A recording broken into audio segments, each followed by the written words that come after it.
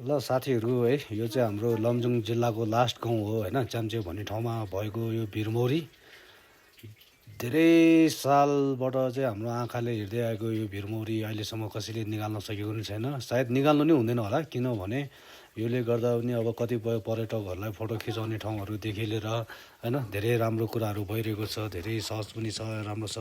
अनि अब हामी चाहिँ अब यहाँ खाना खाने ठाउँमा आइपुगेको थियो है। दिनको 3 बजिसक्यो, अब कहाँ 3 बज्छ, 3:30 भइसकेको थियो। त्यो पनि अब खाना चाहिँ अब यही होटलमा खान लाग्यो हामी होइन।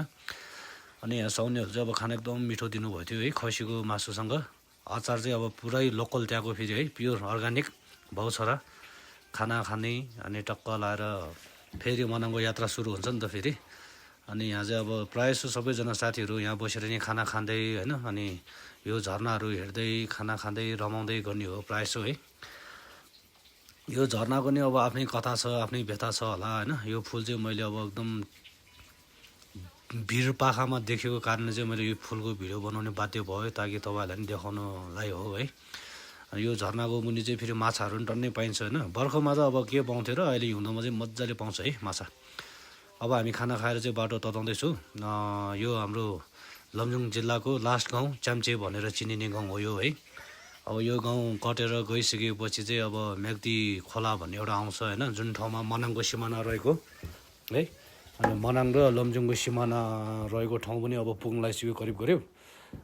यो च्याम्चेमा पनि अब धेरै वर्ष पहिला गाडी चाहिँ यहीँसम्म आउँथ्यो। हामी यहाँ मनाङबाट हिँडेर जाने, त्यहाँबाट गाडीमा चढेर जाने है। धेरै वर्ष अगाडि धेरैसम्म नै अब त्यस्तो भइरहन्थ्यो। अनि किनभने यो यहाँदेखि माथि चाहिँ अलिकति भिरको बाटोहरू छ नि त, त्यो भएको कारणले चाहिँ अब बाटोहरू बनाउन अलिक टाइम लागेको थियो है। धेरै नै अब दुःख गरेर हिँड्नुपर्ने पहिला होइन। अनि यो च्याम्चेको छेउमा चाहिँ फेरि एउटा के छ भने, यो अब एकदम ठुलो झरना छ होइन। हाम्रो मनाङ र च्याम्चेमा भएको बिचकोमा भाइरल झरना यो। कतिपय साथीहरूले बाहुबली झरना नि भन्छ यसलाई होइन। कतिले अब आफ्नो आफ्नै नाम राखेको छ है। मैले चाहिँ अब गाडीभित्रबाट राम्रोसँग देखाउन पाएन तपाईँहरूलाई।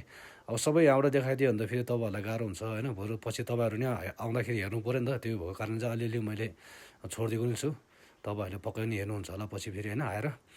अनि यो बाटो हेर्नु न, बाटो यहाँ यो बाटो बनाउँदाखेरि चाहिँ हाम्रो नेपाल आर्मी है, नेपाल आर्मीबाट चाहिँ धेरै नै अब मिहिनेत गर्नुभएको थियो उहाँहरूले।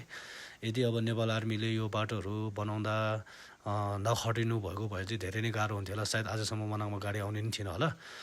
तर उहाँहरूको मिहिनेतले गर्दाखेरि चाहिँ अहिले गाडी चाहिँ अब जसो तसो मनाङ चाहिँ आउँछ मजाले होइन। केही कुराहरूको सहज पनि छ, केही कुराहरूको धेरै सुविधा पनि छ यो गाडीहरू आउँदाखेरि है।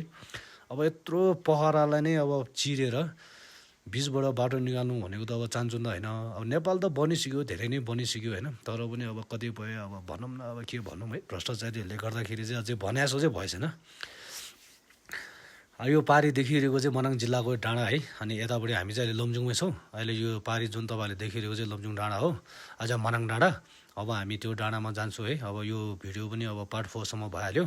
अब यहाँबाट चाहिँ तपाईँहरूले फेरि अर्को पार्ट पनि हेर्नुपर्छ है भन्दै सबैजनालाई बाई बाई।